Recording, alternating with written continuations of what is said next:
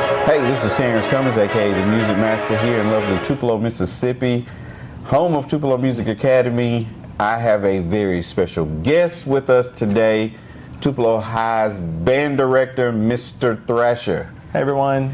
Mr. Thrasher, I appreciate you coming down today, being a part, and being actually here at Tupelo Music Academy. It's a really cool space. Well, I appreciate it. I appreciate it.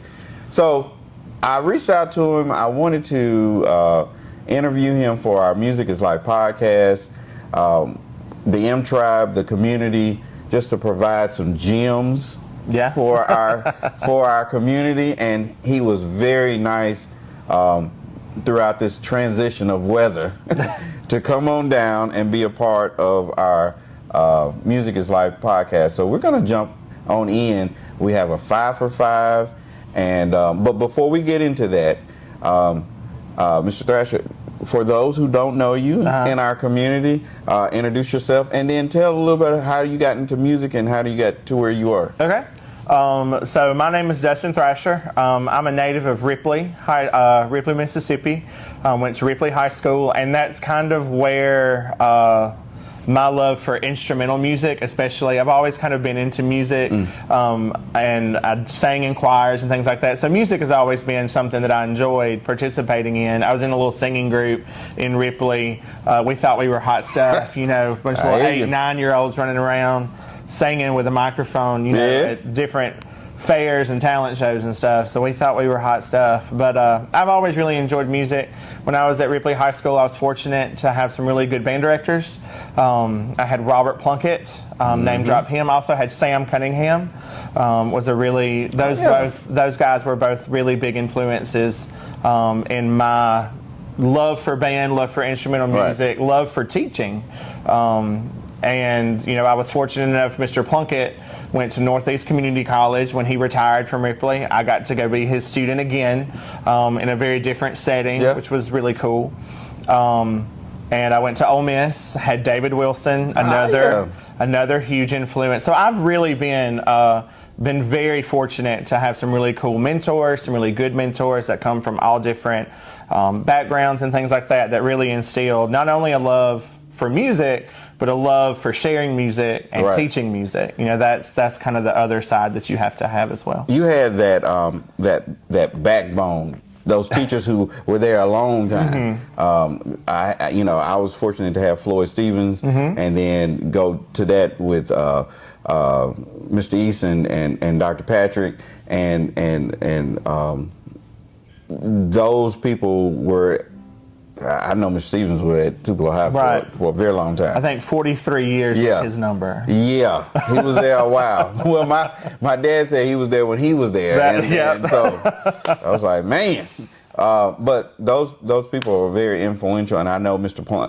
Plunkett, stability. Yes. So you come from good stock. Well, I try to make those guys proud every day. Oh yeah, that's kind of my goal. Well, with that, let me get into our 5 for 5, and so at Tupelo Music Academy, of course, we deal with music lessons, and we have beginners, intermediate, and advanced, students who come in, and we always talk about different facets of music. But for you, what are the key habits that you need to have as far as a musician? So I think a musician has to be determined. I think that's kind of one of the big attributes that you have to have. You have to be determined to get it right. You have to be determined to practice. And you have to be intentional in the work that goes into it. So I think that's another big attribute that I look for, or that makes successful band students or musicians, is intent, being intentional. Right. Self-discipline, for sure. And I know that these are all kind of synonyms for each other, but I tell kids all the time, I can make a dog play a trumpet if that dog is willing to learn how to play a trumpet. So, just that willingness to kind of step out of your comfort zone, to accomplish things that they didn't know that they could accomplish, or try things that they never thought that they would actually try. Whether it be, trying to play that trumpet in 6th grade, or trying to play a really hard piece of music at the high school level, So being willing to step out of your comfort zone, I think that those are all really important. I like that. Because and you hit a couple of gems that we always talk about: practice, the openness to try things. I always say test, taste, see what's out there, see what you can accomplish. Because don't limit yourself on what you can do and how you can do it. But the main thing is once you get into it, because I know when my parents bought my first saxophone, they was like, you're going to learn how to play. And it wasn't well, we're going to give you an opportunity to quit. It was more of, hey, we bought this for you. You're going to learn how to play. Well, we talk about that as well with our students, responsibility, being responsible, because, and almost being responsible for an obligation almost. Like you almost, we kind of teach the kids, like, your parents have invested in this, and now it's your turn to invest in this. And and we try to make sure the kids know that you're fortunate to be able to have support and parents that are willing to provide you with an instrument and things like that. So, I think that also is important. It is. All right, so how has music education shaped your character and your future? And how would that apply to students? So for me, I don't know any other way to be than just, to just tell the truth. So for me, music education, what it did for me, I was a little bit of a partier. I was a little bit of a party animal when I was in college. I'm still kind of the life of the party, but a little bit more in the right way than maybe I was. It's redirected. When I was 21 years old. But I think if I had not had, and it kind of goes back to those mentors, if I had not been in band, had those mentors in my life, I remember, Mr. Plunkett, for example, looking at me one day and he was like, I'm going to need you to get it together. You need to get your life right. And so, like, having those guys in there, and again, trying to make those guys proud and trying to, so if I hadn't have had band and music and been in music education, I don't know that I would be here at this point in time. I would just be, flipping burgers at McDonald's. So music was a saving grace for you. For sure. Yeah, I get that. Now I'm a preacher's kid, and even though I love the Lord and I love going to church, if I didn't have music, it would have been a little different. But my love for it was an obligation to commit to what I was doing. So being in band, being in church, and having those opportunities for music was always my outlet.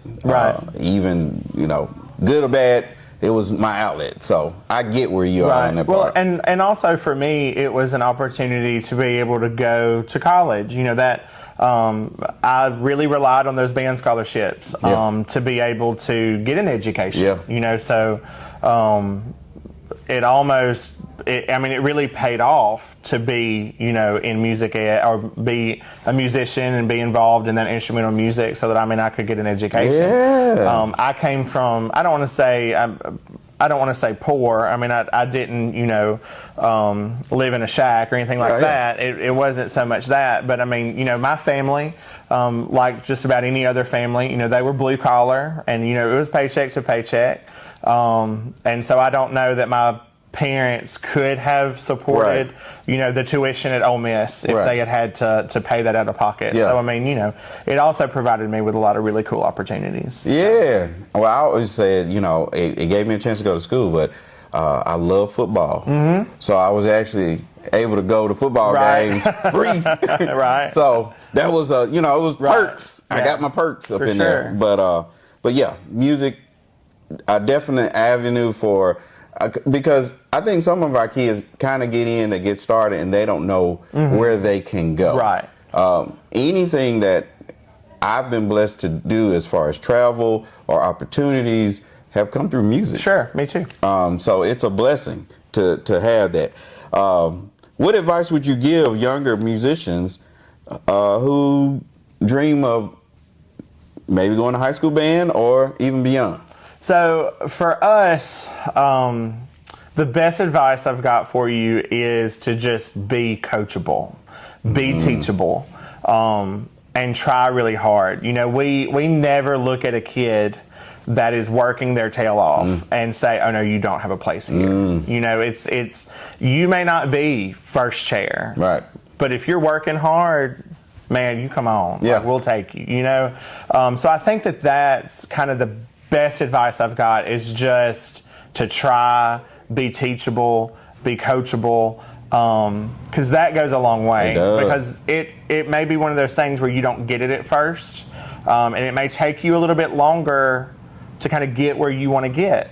But if you're trainable and, you know, you let us help you and you work hard, and have a will to want, Yep. you know, a want to be successful, then I mean we can for sure make that happen. I've had kids that don't, you know, maybe in middle school they struggled a little bit, but they get to like 10th and 11th grade, and you know they're now first chair, you know, getting those college scholarships and things like that. So I mean, some people just develop a little bit quicker, or you know, than others, or whatever. But if you're willing to work and let us teach you, I mean, we got you. I was that middle school kid. I kind of struggled getting that aspect of it, but it was like, well, you're here and you come and you practice and you work at it.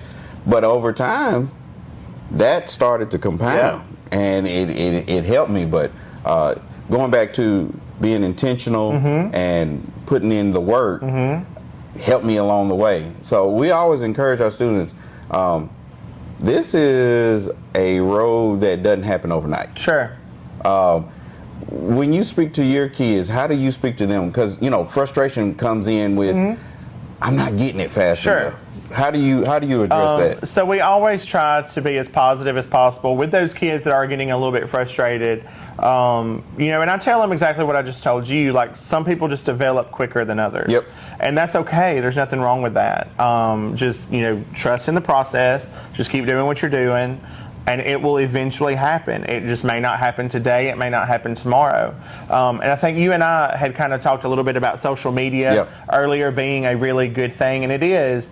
But that has kind of given our students the impression that, like, instant gratification, and that's not what music is. And it's not, you know, it's the same thing with sports, you know, like, you're not gonna, you know, join the little league team and then knock it out of the park on the first day. It's the same kind of deal where it takes work, it takes repetition, it takes, you know, discipline, it takes all those things, and if you have that, you will eventually get it together. It will happen for you, I promise. And that's kind of what we tell those kids. Yeah, we tell our kids, embrace the struggle, because in anything that you're going to learn, if you're going to be good at math, if you're going to be good as a craftsman, if you're going to be good at music, it takes time.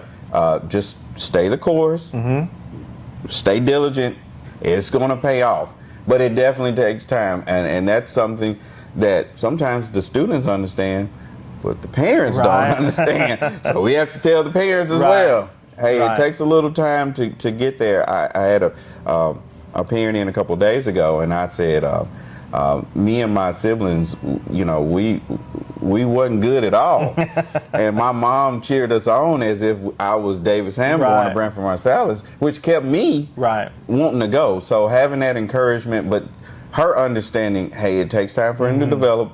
We're going to cheer him on, even though he doesn't sound good, but we're going to cheer him on. But having that positive reinforcement and saying, hey, you can do it, definitely goes a long way. Over the years, the mentors that I had, you know, they were tough, but at the same time, they pushed us to keep going. Now, this is a parent question. Okay. How can parents best support their child's musical journey, both in and out of school? Well, I think you kind of touched on it a little bit, like with your parents. Just cheer for them, root for them, encourage them, you know. And we tell our kid, you know, encourage your kid to practice, encourage your student to practice. I know that maybe when they're just starting out, it may not be the best sounds you've ever heard in your life, but they will get better if you keep saying, hey, let me hear what you worked on today. Yep. Like, hey, can I hear that line number 4, or whatever. Just ask them to come in and play for you. And I think kind of touching on practicing, we tell our kids we don't expect you to practice every day, right? Because that's, in today's world, that's a little bit unreasonable, because there's so many more things for kids to do than when we were here, or when we were younger. And but I mean, every other day or every couple of days, like, hey, let me listen to you play that saxophone. Like, what did y'all learn yesterday in band? Like, show me that. And even if it's just a whole note, where they're just playing the same note over and over again, that will eventually turn into Twinkle, Twinkle, Little Star, which will eventually turn into, Mary Had a Little Lamb, which eventually turns into like some kind of symphony where they're, the soloist standing on the stage and all lights and all lights are on them and attention is on them. So, I mean, that's where it starts. Well, I know my son Cooper is in 7th grade band, and we came to the first concert, and, it was okay. Which, right. Our family is accustomed to band because I play saxophone. My youngest brother plays saxophone. Now my son's playing saxophone. So the family understands the band process. But coming to the second concert, man, what a difference. And when Cooper, of course, Cooper being in a musical family, it's a little different because we do understand that. But we still encourage him at church, at home. Hey, Cooper, let me hear this. So I love what you said as far as let me hear this. That gets you involved as well with them and saying, because I know I felt great when my family cheered me on. And as I did when I did. I mean, even if you don't feel like it was the best performance, you still, there's that reassurance of, okay, maybe I'm just being a little hard on myself. Okay. Yeah, don't put too much pressure on, but keep playing. And we cheer them on. And I think another important thing is show up. Yes. Show up for your kids. Show up for the performances. When they're in high school band, high school band moves a lot. There's a lot of travel. There's a lot of, we feed the kids. We set up tents for the kids. We set up water for the kids. We host our marching show. We host an indoor show. I mean, there's always something. And I always try to encourage the parents, show up for those things. Volunteer for those things. Chaperone one football game or chaperone one contest, or work in the concession stand one night. And the thing about it is it's not only, I don't request that just because we need the help. Of course we need the help, but I mean, I remember my parents doing that, and I remember like friends of mine realizing who my parents were, and they would be, like, Miss Sandra, like, hey, and I mean, it created this really cool family environment. And that was really cool to see, and to kind of be a part of, because I was like that with other people's parents. Like, I'd be like, hey, I mean, it's good to have that familiarity. I know when my mom would come to my ICC concerts, my friends would say, your mom gonna be there? Because you could hear her on the recordings cheering, and they'd say, will she cheer for me? And I'm like, yeah, she's gonna cheer for everybody. And my dad took us, he was on a couple of the band trips, and to have him there, it made me feel good. So parents always being a part of that musical journey definitely helps extend that musical journey. All right, so my last question, and then I got a bonus question. Okay. Why do you believe music programs like yours and ours are so important today? So I think it kind of goes back to, and I feel like I've kind of sounded like a broken record, but it really is true that it goes back to those attributes that we talked about earlier.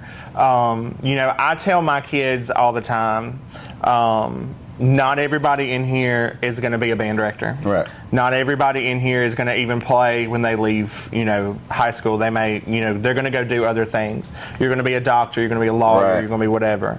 But you can learn how to be respectful, hardworking, determined, independent, and how to work well with others. I mean, you learn so many different attributes through music that I think are so important in today's world. That's, to me, if you really research like some famous people that have been in band or played a musical instrument or had that, choir, those kinds of different things. It's some really successful people out there. Yep. And I really, truly believe that a lot of those lessons that made them successful started, in a practice room or in a band class or in, a room just like, the Tupelo Music Academy of just, here's how you hold it, here's how you play it. And I think that's important. It is. I like that.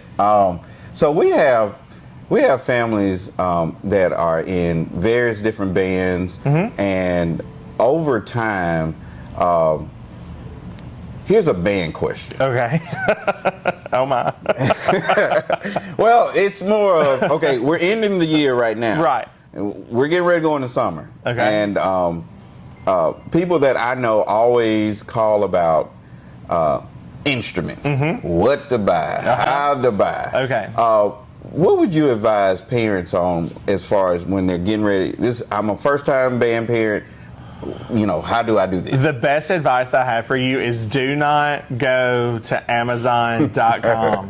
Whatever you do, don't go to Amazon. Do not buy the purple trumpet. Yes. Do not buy the red saxophone. Do not buy the $100 flute. Again, it kind of goes back to an investment.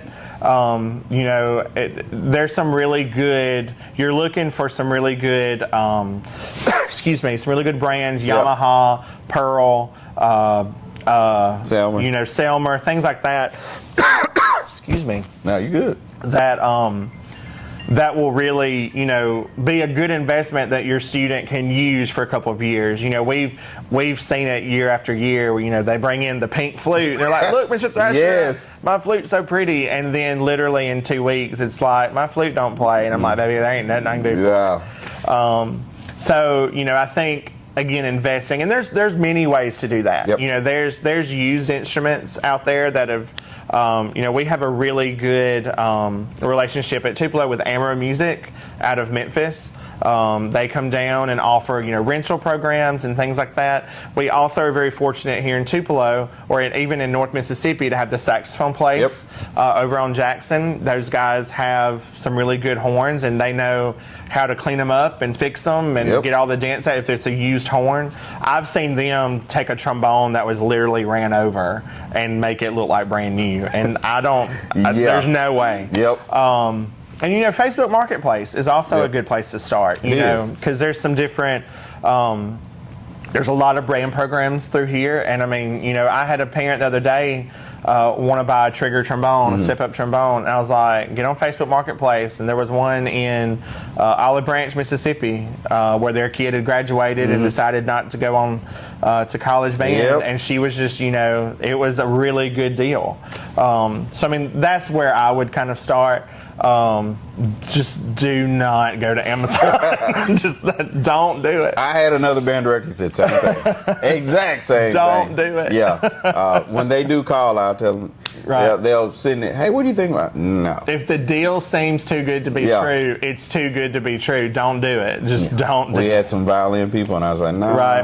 Don't do that. If it comes with white gloves in the case, it's not. Don't do it. Don't do it. Right. Well, you heard it. You heard it here. You heard it here from Mr. Thrasher. We definitely appreciate you being a part of the Music is Life podcast. Now, tell them where they can find you and where they're going to find you at this summer. I am 99% in my office at the band hall. I try to, during the day, I try to go to all the different schools, Milam, middle school, and the high school.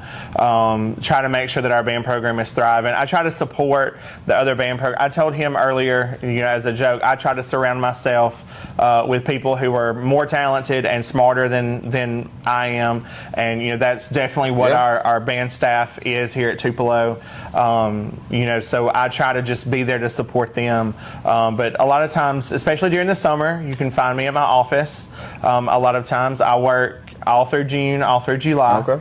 And then band camp starts at the end of July, and it's rolling until November 1st is championships. So it just rolls right along. Well, I know Mr.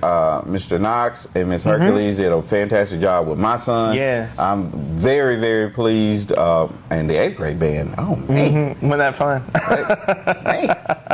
I was impressed. And then, of course, we have Miss Thompson and Mr. Whitehead, who are at Milam. And that Milam concert this past year was one of the best 6th grade concerts I've heard in my entire career. So, I mean, I was, like I said, we're very fortunate at Tupelo to have some really good band directors. Yeah, they were great with Cooper in 6th grade. And so we got a great program here in Tupelo.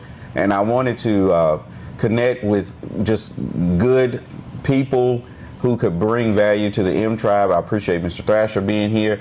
I'm your guy, Terrence Cummins, aka the Music Master, here in lovely Tupelo, Mississippi, home of Tupelo Music Academy. This is the Music is Life podcast. Y'all be blessed. Thank you.